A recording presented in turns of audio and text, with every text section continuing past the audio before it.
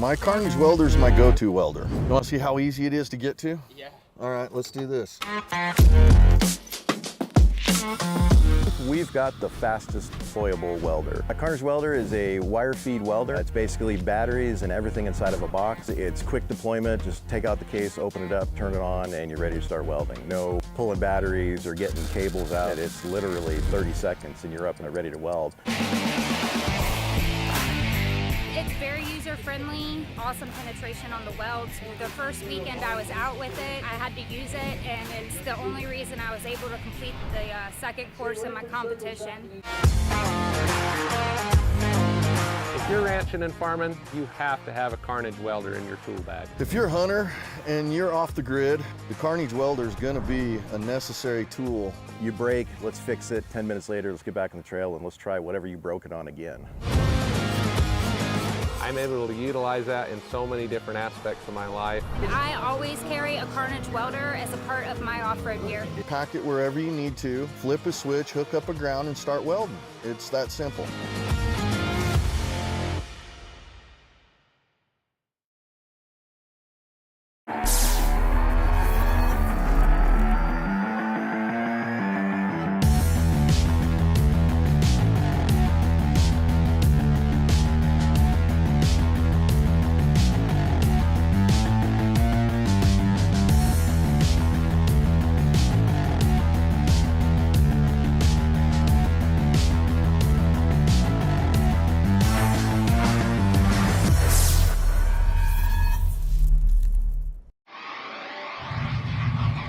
We've chased checkered flags through dust, rocks, mud, and worse.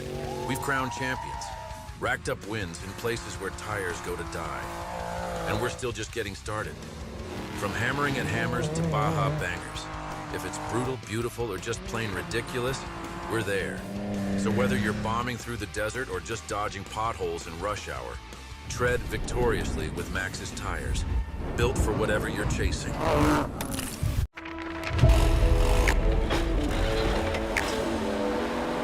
We are here at the WERock rock crawling competition. Non-stop 4x4 action here. If you guys have never been, you need to get out here.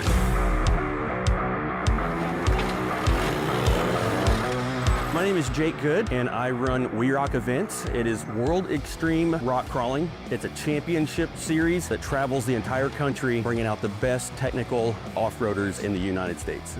So our goal with our competitions is to bring the rock crawling to the public. The great part is having these young kids out here working with their dads, uncles, moms even, working to create that team and that bond as they battle through these WERock courses through the weekend. You're gonna smell that rubber. You're gonna hear people yelling back and forth as time runs out. You can smell the fumes coming out of the car, the dust that's being kicked up. It is a full immersive experience.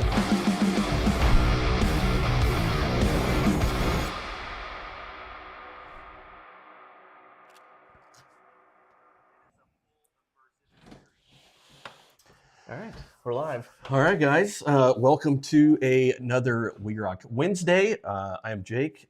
Caleb is joining me Yes, I'm here this for week, this one. so things should be much better on the technology a little side. bit smoother, hopefully. Yeah. Not promising, but always hopeful. Yeah. All right. Well, thanks for tuning in for another week here in the Laser Nut studio. A huge shout out to Cody Wagner with Laser Nut for all your laser cutting, forming, and welding needs. Make sure you reach out to those guys. You can reach them via email at info@lasernut.com. Maxxis tires, whether for work or for play, tread victoriously with Maxxis tires. Metal Cloak suspension, Behemoth drivetrain. Carnage welders, Crown Automotive, Raceline wheels. Brandick Motorsports, Drive Shaft Specialist of San Antonio, Tire Right, Axle helmets, and Carbon off-road winches. All right. Yeah, thanks for catching me on that one. I was trying to multitask and it didn't work well. All right, so in the news section, before we get into today's guest, want to go through a couple of items. One that keeps coming up. Well, let's say that tickets And registration is open for the season opener in Baghdad, Arizona. You can find that on the website. The membership is open until February 15th. If you're going to run 3 or more events as a pro team, you can go ahead and jump on there, and you can get that membership ahead of time. The Gold Rush Parade in Wickenburg, it is Valentine's Day, February 14th. We are looking for anybody that would like to help pass out flyers, put some banners on your rigs. If you're interested in that, hit us up, or Flying High Off-Road, and make sure we get you on the list, because we do have to let them know how many vehicles we'll have for the parade permit. So again, if you are interested in helping out with that, we would really appreciate it. We'll get flyers out there. Rich usually does that, but they will be in Daytona for the Daytona 500. So I guess we'll excuse him for that. He's got him and Shelly's got a really cool trip coming up with that. Camp, his daughter is going to be campaigning the Samurai Buggy, 9-year-old in the youth class. So that's going to be awesome. Texas scoring. That's something that keeps coming up. Tell us how the Texas scoring works. Yes, so Texas in the past has been the East versus West versus Texas, where you get East and West points, and those are 2 scores that go to your Brannick National Series. Now, that is not the case for this year. So what you are going to get for Texas, when you show up to Texas and you compete, you still get your East and your West score. So if you're an East Coast guy, you will have an East Coast event and a West Coast event, and vice versa. But instead of having 2 of those scores, so if you had 3rd place, taken into the championship points for the national series. So it makes it to where if you did get like a 3rd or 4th, that it's not as big a deal. But it also makes it to where that 1st place, you have to maybe work that, just a little bit extra harder to keep that 1st place in the Brannick National Series, because instead of getting 2 from that event, you'll only be taking 1 of those scores to the Brannick National Series. Yep.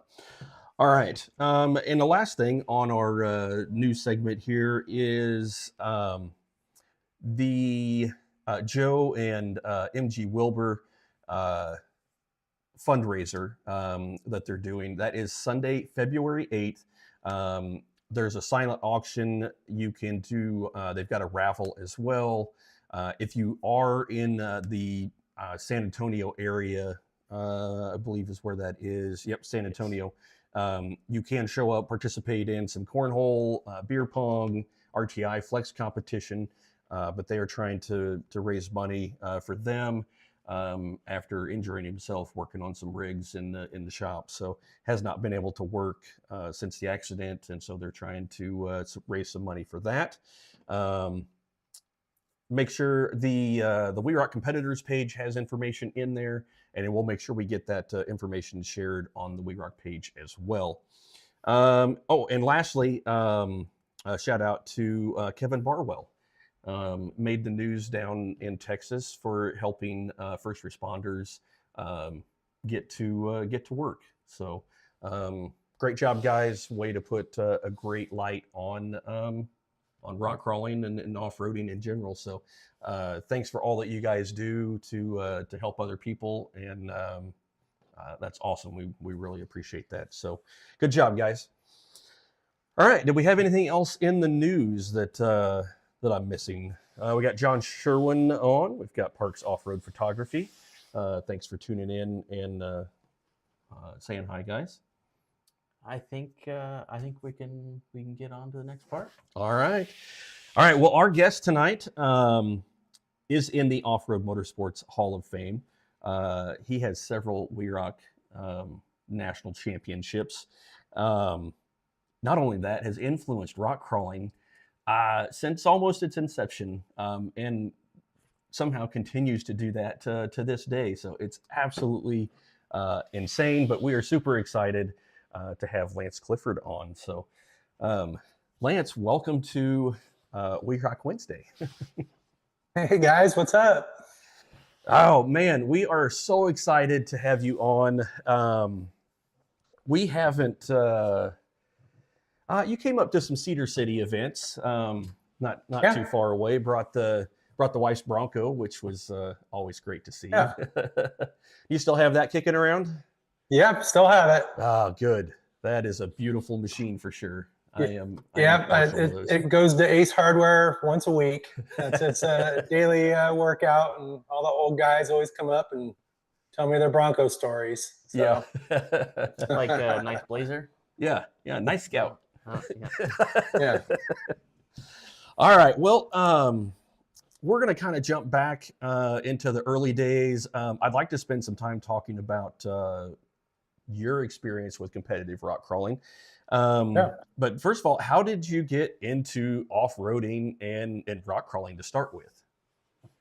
Oh, we'd have to go way back into the early mid 90s. Well, let's take it way back into high school. I graduated in 1990, and all my friends had big jacked up Chevy trucks, and I did not. I had a 1979 Datsun pickup, 2-wheel drive, and I thought it was a 4-wheel drive. I would try and keep up with those guys and go mud bogging and stuff. And so I got the bug, when I was in high school. And then fast forward a few years, moved out of the Bay Area of Northern California up to the Sacramento area. And I was a teenager, fresh out of high school, and I bought a Suzuki Samurai. And nobody was wheeling Suzuki Samurais back then. There was only one guy that I'm aware of that 4-wheeled Suzuki Samurais back then. That was Tim Hardy, and he was in the magazines. And I'm like, I want to build a Samurai like that. I never thought I was crazy. And so my buddy, who was good at welding and stuff, he helped me do a spring over on it. And we put some 32-inch Armstrong True Tracks on it. Oh, yeah. The dumbest tire ever. And bias plies. And that was my rock crawler, and it worked actually surprisingly well. And I beat the crap out of it and took it up to the Rubicon and broke practically every time I went up there. And I had a small circle of friends that we would go up to the Rubicon Trail and go 4-wheeling with. And we're like, you know what, we should start a club. And so we started a club, and we're like, what should we call it? And we were all kind of misfits and stuff. And so we decided to call ourselves the Pirates of the Rubicon, and the name stuck. And we brought in more misfit, friends, and thought it was cool. And next thing you know, we're like, gosh, we got to figure out how to put these all of our 4-wheeling pictures on the new internet thing. Back then you used to get the tape, the discs from AOL.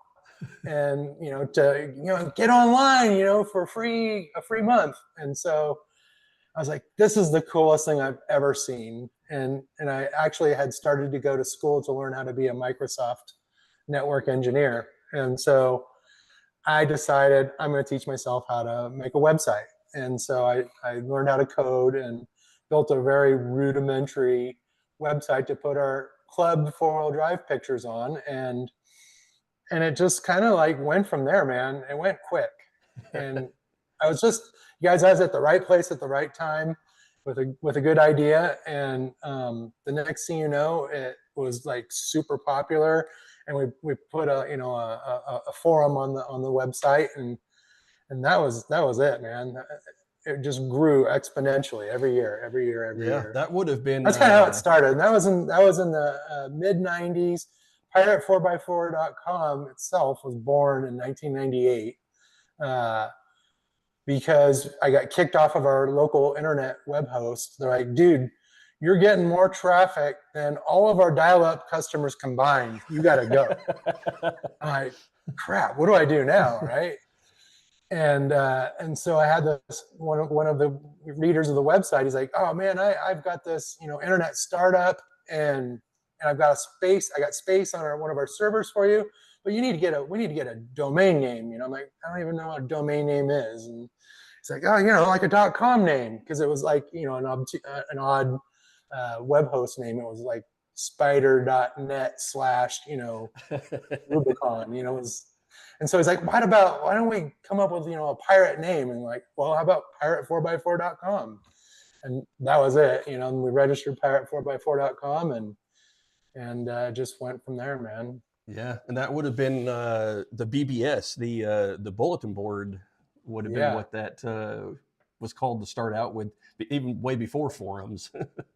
Yeah, and it was all text based and super old school, but it was cool, and we thought it was technologically next level stuff, and we were all still on dial up internet back then, and scanner to scan our photos, because we would go to Photomat or Kodak and have our photos developed and then scan them.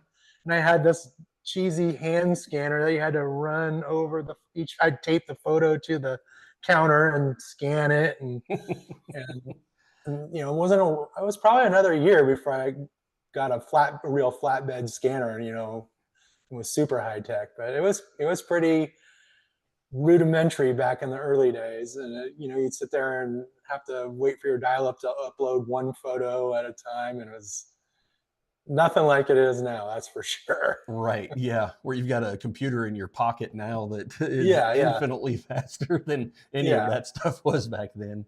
Yeah, exactly.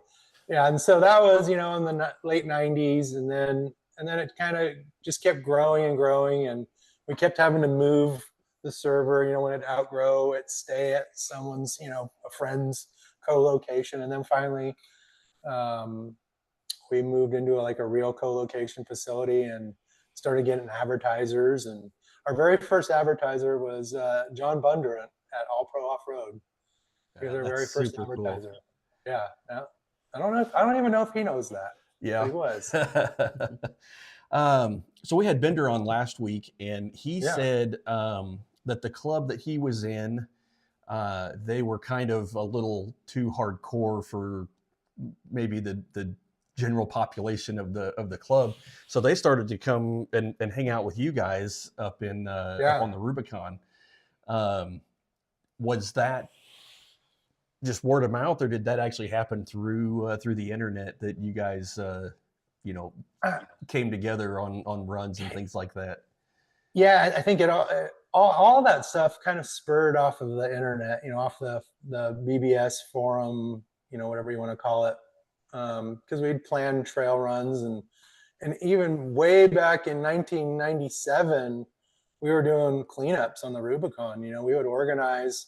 We'd be like, hey, we're going to do a cleanup and go clean up Spider Lake, and we'd pull, garbage out of the lake that's been in there for 50 years. It was, and like tons of it, and old rowboats from with registration stickers from the 70s on them. And, oh wow! And so Bender and his crew, they would all come up and help with that, and then we would get rowdy and have some competitions in Little Sluice to see who can do the rowdiest lines and drive over the top of each other. It was pretty crazy, back then. I don't know how that'd work out these days. But, yeah, I remember seeing all of the pictures of everybody, just the crowds of everybody there watching, and it looked absolutely crazy being a Flatlander. I mean, it was like the modern day Hammers, backdoor now is like Little Sluice was back then. It's pretty good comparison, to be honest with you.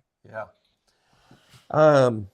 So Pirate 4x4, that was the place, not only for us to come find tech, but you guys got into the media stuff later on. But I've got the latest version of my Bronco. I went looking for some part numbers. Somebody was asking me for a part number on pinion support for a 9-inch, upside down 9-inch, and I'm like, I've got it documented on Pirate. So I went back and I was looking actually through my build thread earlier this week, and it's like it's still there, which is really cool. But one of the most I just learned so much through that website, and just the amount of knowledge of people that came there to share. One of my favorites was the Campbell Enterprises.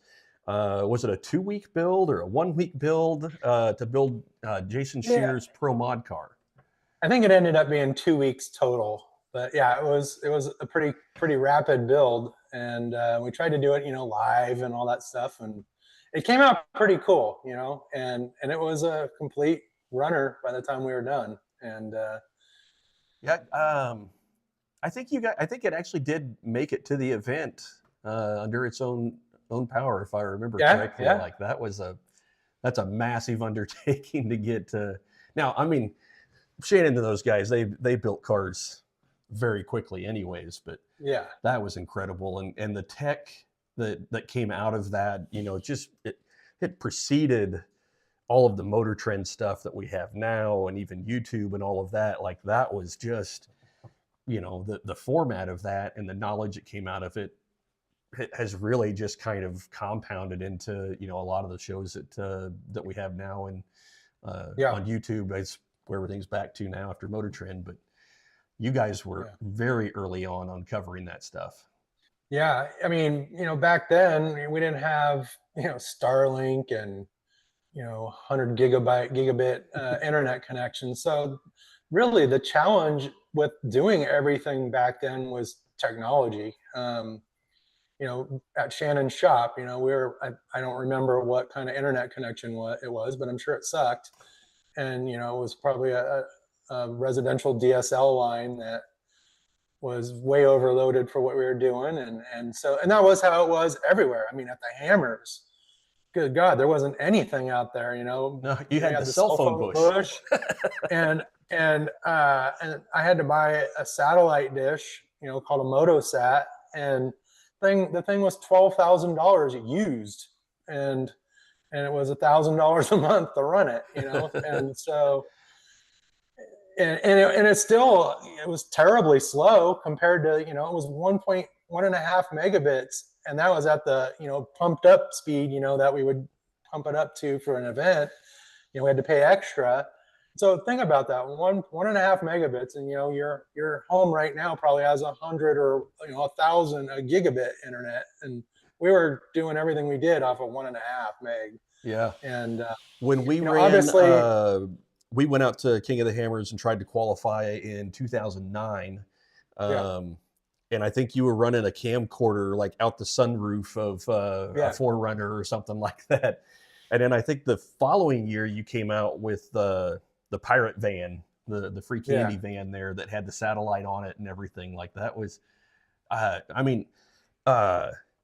YouTube didn't start live streaming until I think maybe 2012 or so. And you guys were live streaming back 2008, 2009. I mean, very audio too. So in the early 2000s, we would do live audio. The internet connections weren't good enough, So we would stream. My wife would be on the microphone, and we'd just stream the live audio of King of the Hammers back then, and then at the end of the day, all of our photographers would meet up, and we'd start slowly, slamming photos up. And but as technology advanced, and then we started getting crazy with trying to with cell phone modems, and there was this company that would bond them together, and so we'd had 4 cell phone modems bonded together, and that was all crazy. But the satellite was the best because it was just easier, it was more, while it wasn't super fast, it was fairly reliable. I knew that I was going to be able to do what I needed to do, and for like the cell phone stuff, as soon as, people started using their cell phones, it would quit working, just like it does now, that hasn't changed. Yeah.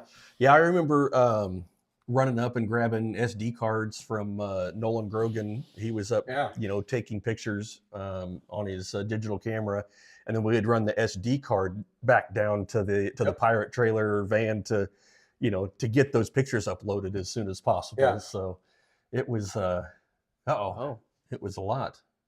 Well, I think we have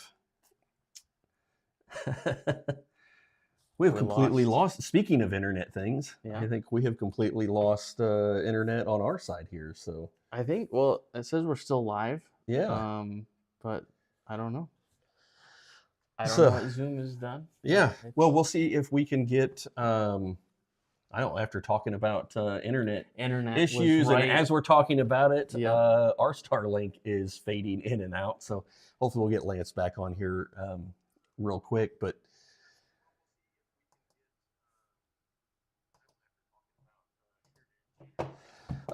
we've got Russ, Rich, and Olivia on with us as well. So we're the internet is you know. All right, if you guys have do have some comments for Lance, feel free to post those in here. Rich has got a question for Lance. We'll get him. We'll ask him here as soon as we get him back on. I'm back if you can hear me. Yeah, we can hear you, Dude, So we're just talking about internet issues and my internet died. How Yeah. crazy is that? we just wanted to, wanted it to feel authentic. Yeah, that was authentic. And my internet's still down. I'm connected through my cell phone right now, so it's like the good old days. Yeah. I feel right out. I want to say that's crazy because it's usually on our side that we have Starlink issues here. But like you said, Starlink has been a huge game changer. Being able to have live streaming from events, and that it's changed a bunch for us. So, Big Rich was asking if you still like Taco Bell. It's all right. I'm more of a Del Taco guy these days. In fact, I think we're having Del Taco tonight. Well, we had taco salad tonight, and also I had Mexican food last night. So, But yes, Big Rich, I do like Taco Bell still. Just not as much as I used to. Yeah. I think everything's good. All right, Caleb's doing all the fancy things from his pocket computer. So, let's jump into competitive rock crawling. How did you guys get into competitive rock crawling? Who did you compete with, and your teams and that you had over the years? How did that come about? So back in the very beginning of competitive rock crawling, there was Pro Rock, Bob Hazel, and then there was, I think he was the first, if I'm not mistaken. I think he was the first. And so we went, myself and a couple of the pirates. So there was the OG pirate guys was me and Bob Rogie, who's still around and still involved with the Gomez brothers and all that stuff. And so him and I kind of took the best parts off of my Land Cruiser and the best parts out of his Jeep and like combined them into,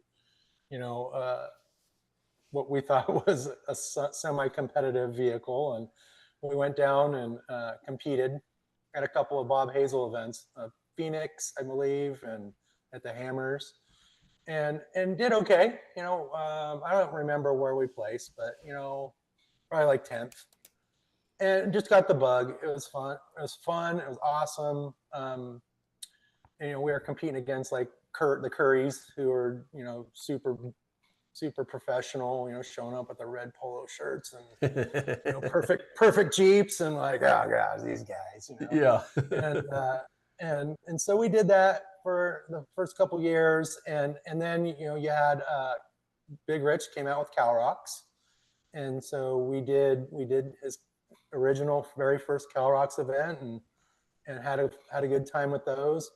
And there was this guy named Mike Schaefer that was a friend of mine, and he's in Northern California as well. I told him, I said, hey dude, if you ever want to team up, I'd love to compete with you and step it up a notch, and like not too long, like a month later, he called me. He's like, yeah dude, let's go. I'm like, heck yeah, let's go. And so he had a Suzuki Samurai base buggy, and everyone else had like big V8 Jeeps and Land Cruisers and, you know, buggies that were based off of big V8s and whatnot, and big power and giant axles. And his was the opposite. It was a small 4-cylinder Suzuki powered buggy with Dana 44s and just 37-inch BFG mud terrains on it. And everyone else was running, you know, big 42-inch Swampers and all this stuff. And so we went out and we won like every single event practically that we competed in together. And people were like, what the heck, you know? And I was a big fat bastard back then. In fact, that was my name, Fat Bastard. And so I could really maneuver the car, you know, as a spotter, because back then you could use ropes and you could hook a rope on, and I could drag that son of a gun up damn near anything. And if, you know, he was tipping over, I could hold it and anchor him down. And so that, between the car being really light and me being really fat, it was just a really good recipe for that year. And we won the national championship. It was the ARCA, RRCA. It started out ARCA, then they changed it to RRCA, ARCA. And this predates WERock. I think there was just still CalRocks back then. And so we won that Grand National Championship, and that was probably the highlight. Like, that was like the glory days of rock crawling, because we got paid a crap ton of money for winning that series, like almost six figures, you know, and prize money and contingency money. It was crazy. And so then the following year, lots of people were doing their homework while we were doing well that year. And there was a gentleman named John Nelson who was in the desert racing before. You know, he built a number of the most dominant trophy trucks, one, you know, named Arnold, and, you know, all these crazy trophy trucks that were super out of the box and dominated and won. Well, he was doing his homework and decided he wanted to build a rock crawler. So he built a rock crawler, and it debuted in Farmington the next year. And he pulled that thing out of the trailer, and we all laughed at it when it pulled out of the trailer. Like, this thing is the dumbest looking thing, Volkswagen powered, you know. And John Bundrunt and Larry McRae were all dressed up in their fancy uniforms, you know, just looking like they're straight out of, you know, sponsored corporate, you know, headquarters kind of thing. You're just like, what the heck? These guys are going to come in last place. And they literally stomped everybody by they won by 50 points, you know, like, holy crap, that thing is like, is it fair? Is it cheating? You know, we were like, come on, this thing's not even, it's not even real. and he did the same thing. They did the same thing we did the previous year, that year, and they just kicked everyone's butts. And that changed rock crawling forever right there. You know, everyone went to these, you know, moon buggy style buggies then, and ours was basically obsolete, you know, because it was more conventional. Yes, it was light and a lot lighter and stuff, but it was more of a conventional, you know, a little higher center of gravity and stuff, and not super low center of gravity, and, you know, super exotic. I mean, he had the craziest exotic materials. He had tungsten, you know, tungsten weights in the brake calipers and all this crazy stuff. And that's when people really started to, you know, have to spend a lot of money to compete at, you know, to be in the top, to be on that podium. You better have a very good vehicle and very good driver and a very good spotter. Yeah, they definitely changed rock crawling forever and set a new bar very high. So back when you started, you said you came in 10th place. How many teams were in, even in the Pro Rock days? You know, there was a lot. There was 100 vehicles or more. Yeah. I'm thinking there was probably like 65, 75 competitors in, you know, each class, but there was only, I don't even, and God, I can't remember what I had for breakfast this morning, but I don't think there was even classes back then. I think there was only one class. It was run what you brung kind of thing, which I like. I'm not a big fan of like 30 different classes. You know, it's the same in desert racing as it is, you know, in all the sports. And I just like show up and run what you brung, dude. Let's see what you got. And that's how it started, obviously, because they didn't. That's what everybody had. That didn't evolve until you know, a couple years later. But yeah, we competed in Bob's Jeep a couple times, and we competed in my Land Cruiser a couple times. One time when we went to Phoenix, like I had a Dana 44 front end, and Bob had a Dana 44 front end. Both of our front ends were exploded. So we borrowed a Dana 60 from our friend Billy Bob and put his Jeep Dana 60. I mean, like, we really did like combine parts from different vehicles to make the best vehicle we could. It was kind of cool. And so we did that, and we just didn't have the right recipe for a vehicle, you know, to win. You know, we wanted to win, but we also weren't super serious. We were really like, the main sport was drinking beer at night, and we happened to go rock crawling during the day, you know, kind of thing. So yeah. We didn't. I started competing in 2006, so we had very little overlap. But listening to all the conversations with Big Rich podcast, and you know, just getting to hear the old stories, and that's a really cool way to, you know, just kind of understand how things were back then. And there's so many crazy stories from back then, and none of it's PG rated for this show. I'm telling you, you know, we have to sit down by a campfire, and I can tell you all the real stories. But there's some good stuff, like crazy stuff. Yeah, I've got VHS tapes in the basement of, I think it was maybe Montrose, that you know, I was able to buy footage from, you know, some of those early. I don't have anything here at all that can play a VHS tape, but yeah, I don't either. I still have that. It would be cool to go back and pull up some of that footage. And there's some great videos, you know, like little Rat Pat RP Films used to make some great videos. We had a ton of Pirates of the Rubicon videos that we sold a ton of those, and there's still got to be a bunch of them out there, but there's no VHS players out there anymore. Yeah, we have some of the most, we've got a lot of VHS tapes of us wheeling in that. And if you want to watch paint dry and watch the most boring stuff in the world, we have hours and hours of that footage still. Yeah, man. You know, and a little pro tip, if you go digging around in Pirate 4x4, still to this day, there's still a ton of the old rock crawling coverage. Yeah. It tucked away. And there's a forum on the forum called Trail Reports. And if you go in there, you'll find some serious gold, like amazing stuff.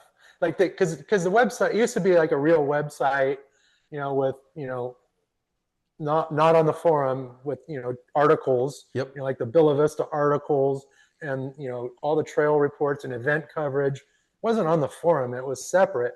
Well, when those bozos bought it, they just dumped it all into the forum, and then deleted everything. So it's not super organized, but it's there, and you can find all the pictures, and it's really cool to go back there and look at their stuff from, you know, 1997 Pirates of the Rubicon Spider Lake cleanups. I just saw that stuff not too long ago. It's all there. It's not super organized, and a lot of the links don't work and are broken, but you can find tons and tons of tons of the very beginning of Cow Rocks, and tons of the beginning of WERock events. Like all that's still there. Yeah, I don't know if you can still go on. It was like a Wayback Machine or something like that. You could go way and actually look at what the website used to look like, you know, 15, 20 years ago even. So, and it's crazy that, you know, we're celebrating 25 seasons this year. Ultra 4, King of the Hammers, is celebrating, you know, 20 years. it's amazing at how fast it's gone by, and really, Yeah. you know, how much things have changed over the years.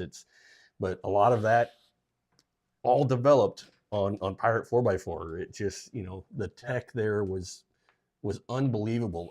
Bella Vista, the, you know, talking to Bender last week, we had the tube bending 101, you know, Yeah. came up, and it's like that was, everybody used that information to, you know, apply to their builds and build better vehicles and come up with, you know, just different ways of doing things. And it was Yeah, it's cool.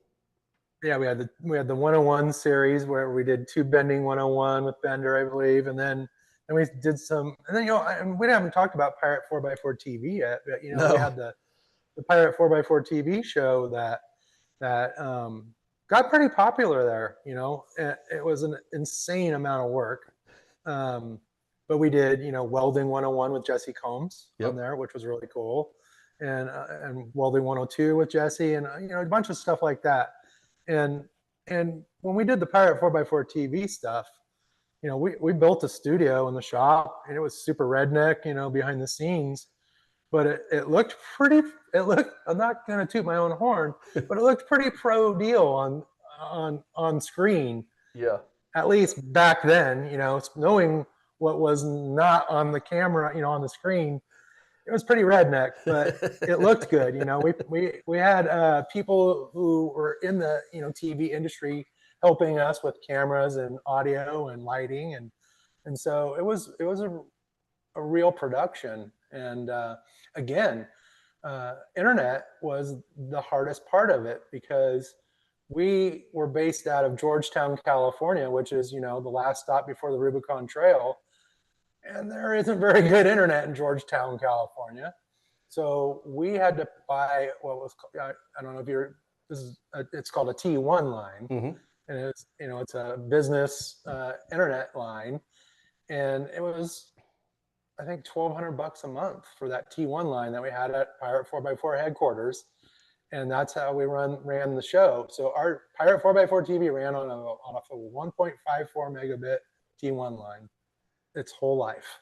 Wow. And but it was very reliable, you know, because it was business class. So it didn't crash like, you know, doing it on cell phones and all that kind of stuff. So it was pretty reliable, but just it was always an internet thing, doing our broadcast live coverage from at Big Rich's events, for example, or even our in studio. You know, you still had to be mindful of, you know, running out of bandwidth, and it was a crazy time, but it was super fun, and I'm proud that we were way ahead of anyone else doing that stuff. You know, now you can fire up your iPhone and do a live coverage damn near anywhere, and the quality is 10 times better. But you know, we were doing it 20 years ago. So yeah, that's an amazing feat. We'll let's jump into that real quick. So Rich was asking about being inducted into the Hall of Fame. I believe that was 3-4 years ago now, maybe 2022. Yeah, that was. Hang on a sec here. I got my trophy right here. Yep, 2022. Again, I can't remember what I had for breakfast. So, yeah, 2022. That was probably a highlight of my off-road career. Not probably, most definitely. I don't know. I don't feel like I deserved it. Being around legends that I've worshipped my whole life, you know, and being up front and center stage with them was overwhelming, you know. And I'll never forget it. I think about it, and it feels like it was just yesterday. I was up on that stage, and my family was all there, and all my best friends were there, and it was really cool. And I was inducted for Pirate 4x4, and you know, I was at the right place at the right time. I came up with an idea to put pictures of four-wheeling on the internet, and ran with it, and it just kept snowballing and snowballing and snowballing until it was this big behemoth that got me into the Off-Road Hall of Fame. I would never guessed, in 1997 that was going to put me in the Off-Road Hall of Fame. It's unbelievable. Unbelievable. Yeah, it is, and well deserved for that. Thank you. Very, very cool, and just to be around it, for as long as I have, and since the internet started. Yeah. It's amazing, and the things that you were just able to bring those people together and share those, different techniques or ideas, and vet things out. And the best part was that it was done in like a really super fun way. Right. Right. Yeah. Because there was Let's always make no mistake. We told the people who were doing it wrong how badly they were doing it wrong. Yeah. That's right.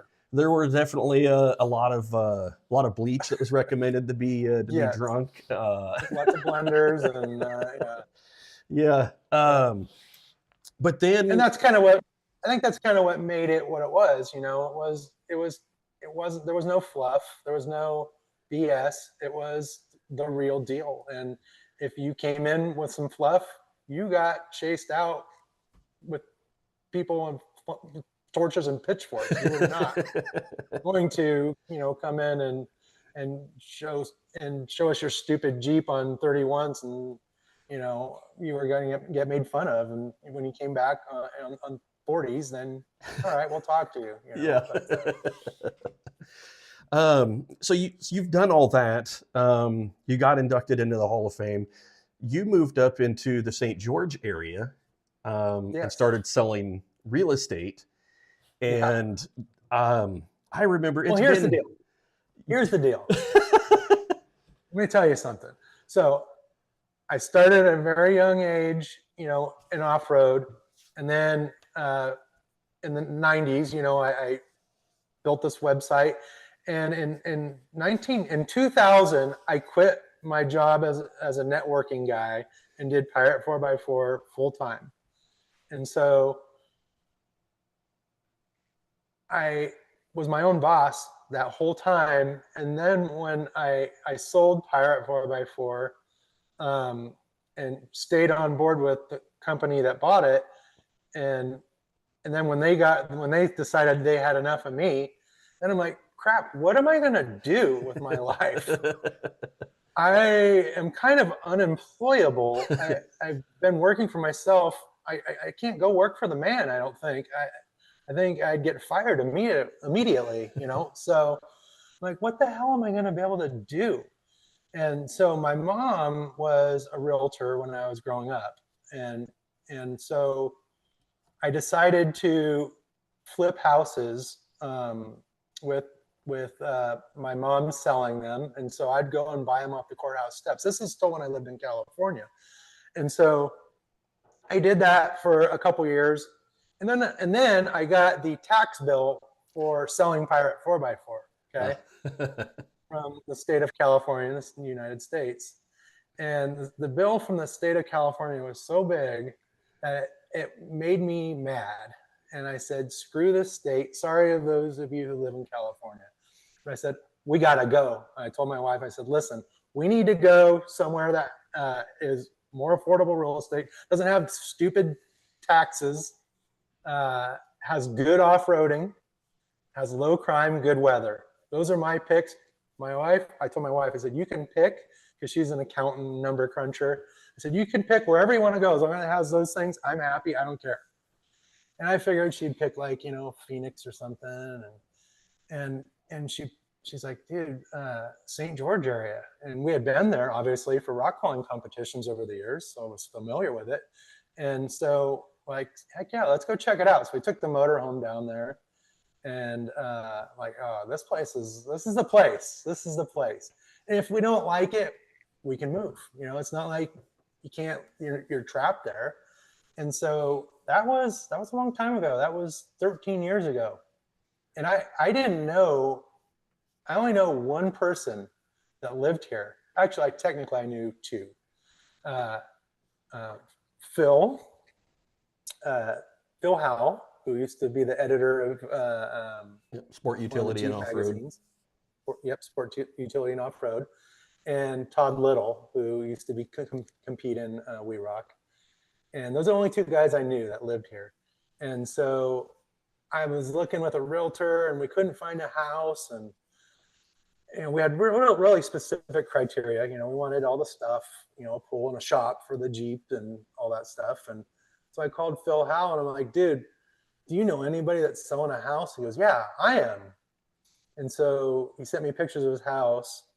I'm like, it's perfect. I'll take it. And I bought his house, and I'm still living in his house. Oh my gosh, that's awesome. Yeah. Phil is actually how I learned of Sand Mountain as well. Right. My wife and I, we got all the magazines. That was one that we had a subscription to.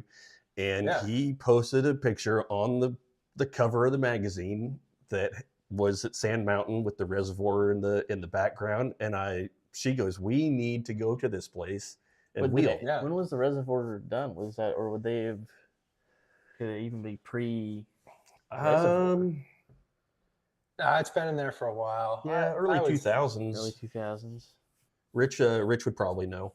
But yeah, so it had the reservoir in the background, and she's like, we need to find out where this is. So I opened the magazine and figured out how to contact Phil, and I was like, where is this?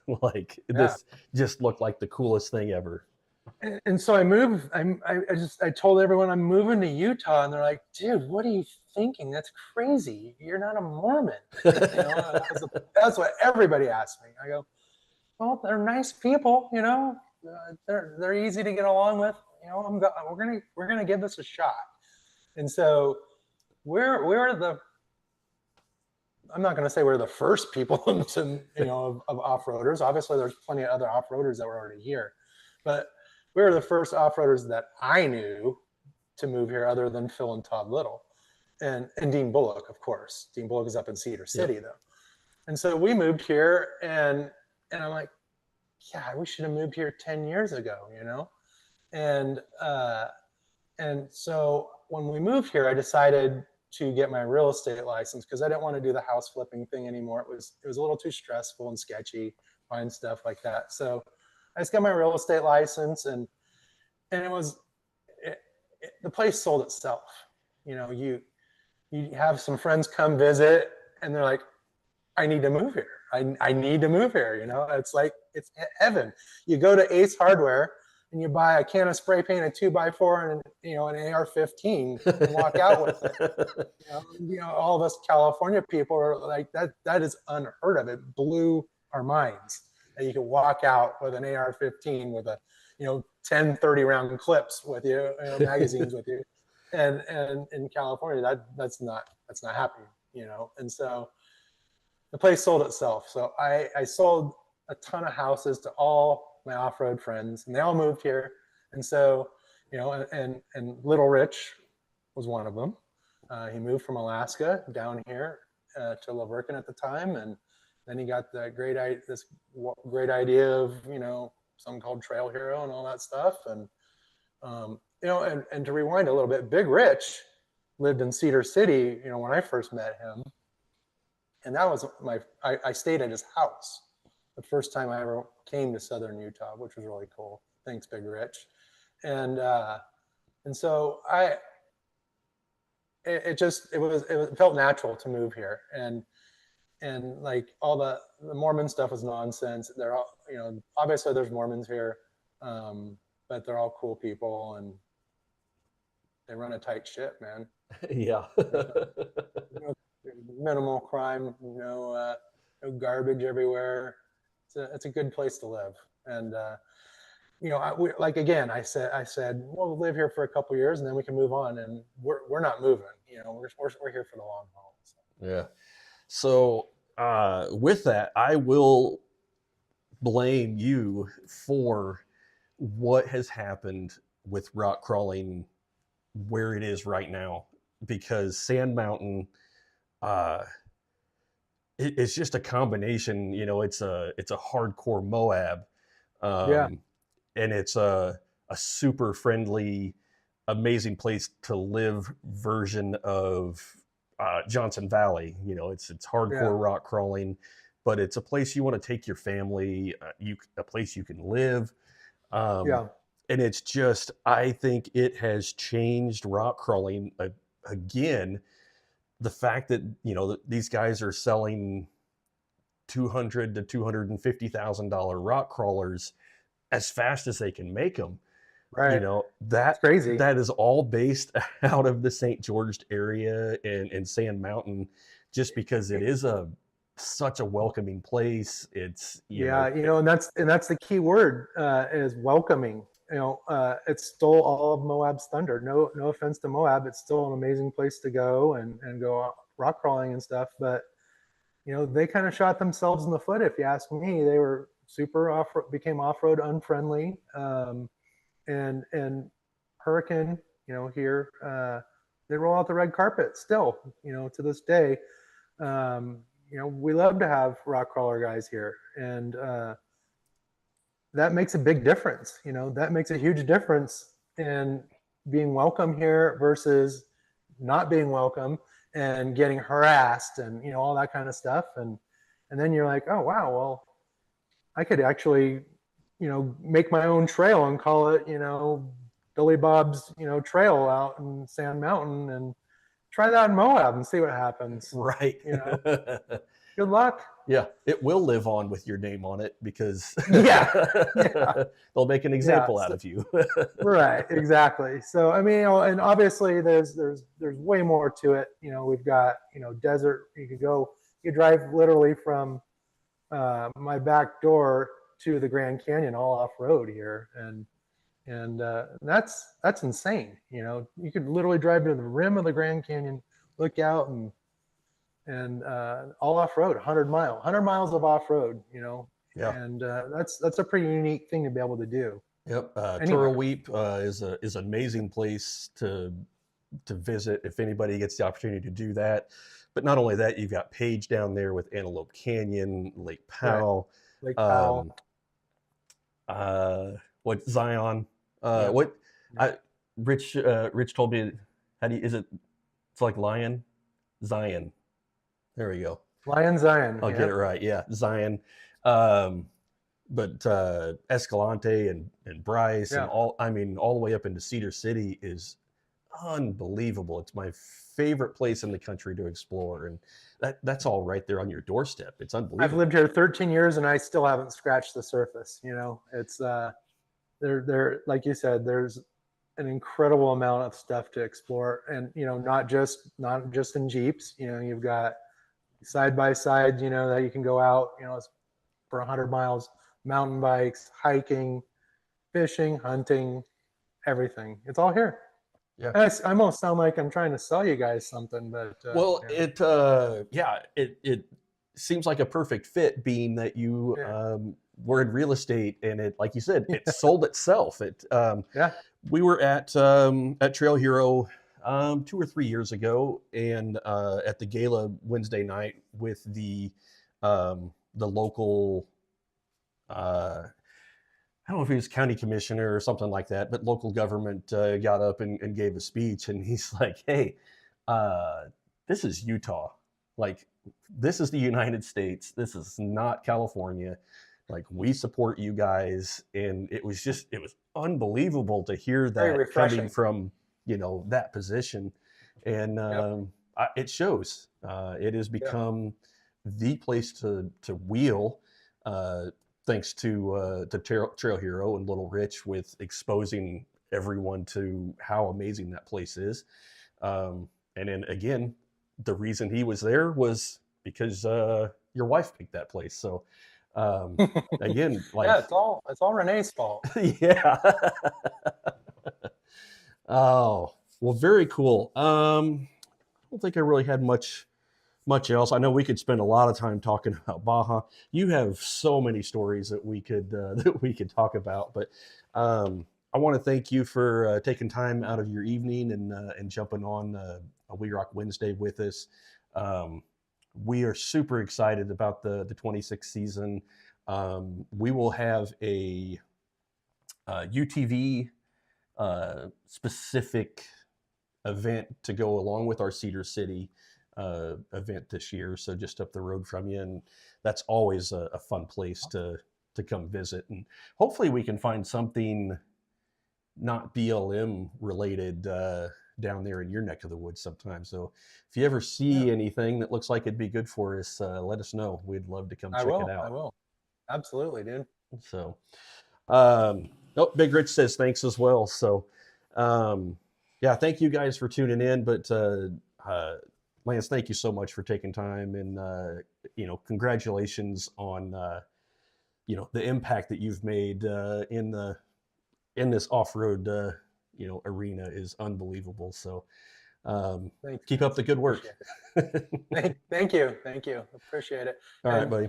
Great work for you guys too. Keeping up WERock's awesome, and I'll come and see you guys next time you're in town. Yep, sounds good. All right, we will catch up very soon.